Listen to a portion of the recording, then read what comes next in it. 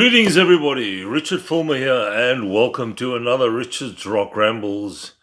Uh, the long, sort of paused part two of Robert Plant's going solo. I've been doing things around the house and what have you, so I've had a bit of a break from doing this kind of thing, but I'm back. So we're going to carry on looking at what I have as far as Robert Plant's solo albums go. The first four that I checked out were all on vinyl. These that I'm going to mention today are all on CD, although I think I did have some of these on vinyl if I'm thinking about it. I have no idea what happened to them. Over the years, you sell stuff, you get rid of stuff, whatever.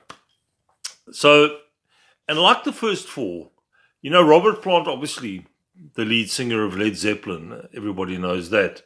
But in his solo career, he's taken many different paths, and you'll see with these albums that I'm going to chat about now. I'm not going to go into too much detail because there's what have I got here? Another 6 albums. So I'm just going to quickly run through them, give you a sort of a quick overview of each album, who plays on it, and we'll take it from there. So the first one we're going to chat about is an album that came out in 1990. This one is called Manic Nirvana. Sorry about the glare there. Robert Plant's Manic Nirvana. I quite like that cover, I must say. And I must be honest, I thought that Jimmy Page played on this. I know he has played on one or two of them, but he doesn't seem to have played on this album. You got Chris Blackwell on drums, some guitars, Doug Boyle on master guitars. I presume that means lead guitar. Phil Johnson, keyboards, some guitars, Charlie Jones, bass, and Robert Plant, obviously, on vocals. And I know this band was together for quite a while. They did a couple of tours, and they did pretty well. I think this album also did fairly decent stuff. Produced by Robert Plant and Phil Johnson. Trying to see girl vocals by Lila Cohen and Caroline Harding. Some male vocals. He doesn't specify who those males are. And if you hear strange noises in the background, it's just my dog, He always has to have his 5 cents worth. Recorded at Olympic Studios, London, England in 1990. Let's see if there's anything I can show you in the inside. There's Doug Boyle. There's, of course, Robert Plant. Phil Johnson, Charlie Jones, and Chris Blackwell are the other 3 gentlemen there. I could have sworn this was Jimmy Page. Anyway, he might be on one of the others. It's been a while since I listened to these albums, to be honest. So I've had some catching up to do. Some of the tracks on here almost remind me a bit of Shaken and Stirred, the album I spoke about in the previous episode. Hurting Kind. I've Got My Eyes on You. Still very much an 80s sounding album, this. Not in a bad way, in a good way. Big Love, SS&Q, I Cried, She Said, Nirvana, which is sort of a title track if you like. Tie Dye on the Highway, which is my favorite track on here.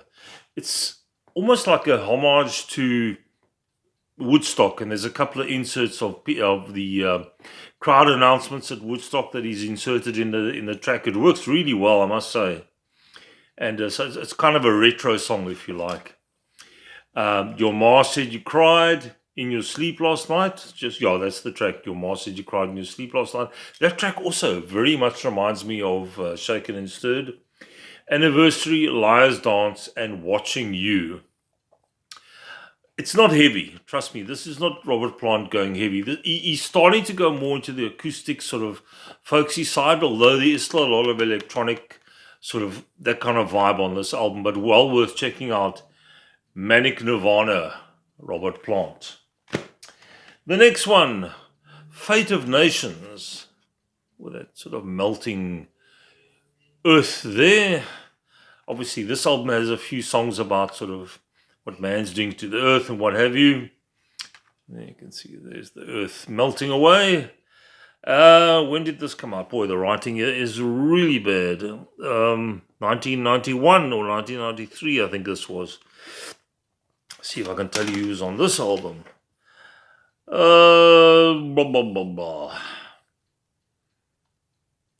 Yeah, this is like really bad writing on here. I'm trying to get to who plays on what and what have you. Kevin Scott McLeod, or McIntosh, sorry, on guitars. Pete Thompson, violin, Nigel Kennedy. So you had a few guests on here as well. That's on the first track. Charlie Jones on bass. There's a couple of different people on here. I quite like this album because it's a little bit more, I wouldn't say commercial, but it's a bit more accessible than some of his previous ones. Some of the songs on here got some great lyrics. Each track here gives you who plays on what, so I'm not going to go through each and every one of them. Just trying to see if there are any. I want to see if Jimmy Page plays on this album. Does he? Not that I can see.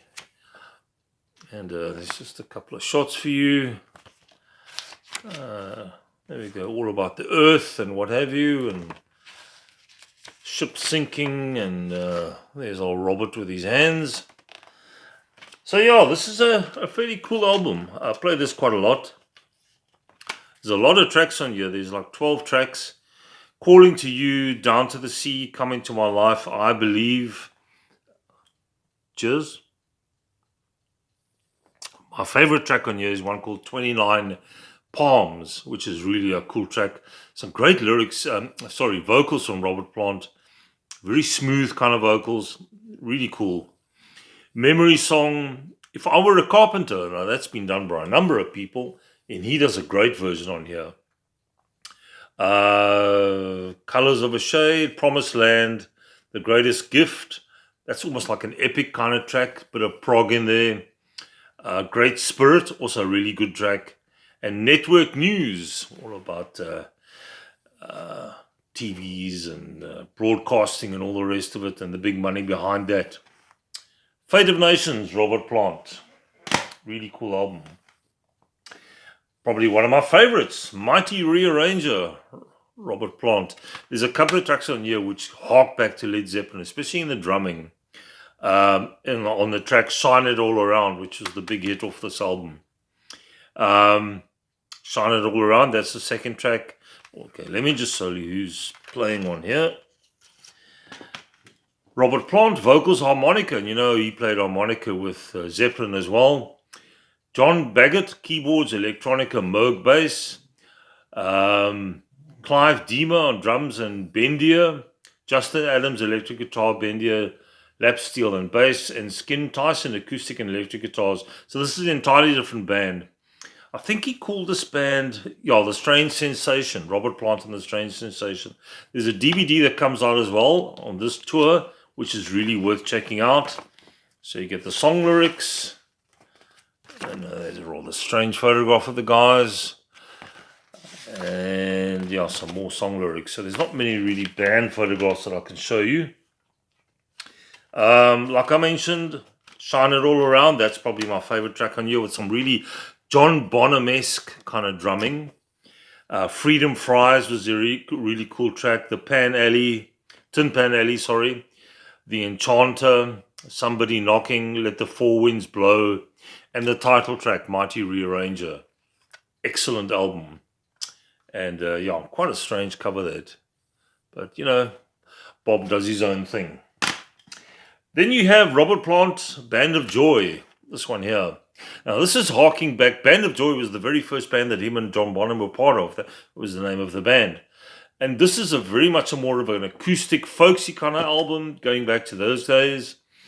I'm trying to think what is a cool track on here. Silver Rider, You Can't Buy Me Love, The Only Sound That Matters, Falling in Love Again. And my favorite track on here, Satan, Your Kingdom Must Come Down. Brilliant vocals, and I think here he sings alongside... Oh, who did he sing along with here? Not Alison Krauss, I'm trying to think of her name. I'll get to it eventually. Be nice if they put everything in one place, and I can just tell you. Buddy Miller's on here. Paddy Griffin, on vocals, also plays violin. Excellent stuff. So that's more on the folksy side of Robert Plant, and you know, he's got a lot of that. Even in Zeppelin's days, you could hear a lot of folk music going on, sort of Americana, if you like. And he does pretty well. Kind of bluesy stuff on here as well. Band of Joy. There we go. Then there's a best of, a double best of 66 to Timbuktu, which goes through all his albums. Well, not all of them, but this one goes up to, I'm trying to think what year this came out. 2003. So there's quite a few albums on here that are showcased. The second disc is all sort of previously unreleased stuff, and some of the more rock and roll stuff, you know, going back to the early rock and roll days, because that's where everybody started out. So big logs on here, I Believe, Little by Little, Heaven Knows, Tie Down the Highway, Promised Land, all the big hits, plus the second disc, some of that rock and roll stuff. And there's old Robert there doing his thing. 66 to Timbuktu. If you want a good overview of what he's done, that's probably one to go for.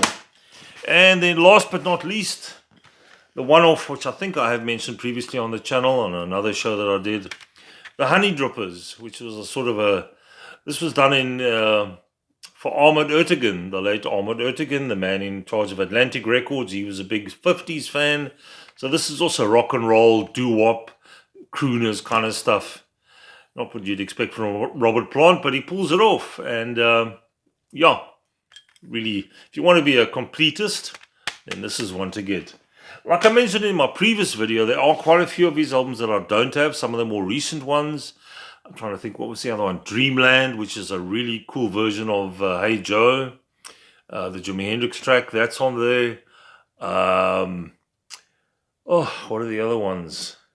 There's a couple of other albums that I don't have that I need to get just to complete my collection, because I'm a massive Zeppelin fan, so you know, you got to get the solo stuff as well. So there we go, guys. Part 2 of Robert Plant's going solo.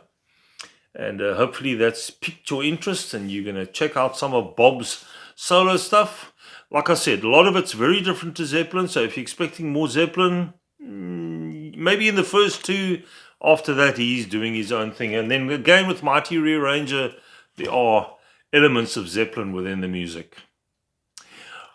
Thanks, guys, for watching. Next time around, I'm going to go through some albums that I got recently, fairly recently, from a vinyl fair here just up the road. Got myself some new vinyl, well, it's second-hand vinyl, new to me. Some albums I've been after for some time, so I'm going to show you what I got.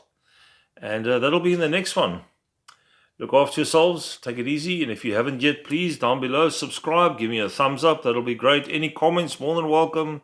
What do you like Bob? Do you not like Robert Plant? Do you like him? Do you like his solo stuff? Do you prefer Zeppelin? Let me know. Always interesting to find out what you guys are thinking. I'll catch you soon. Take it easy. Bye-bye.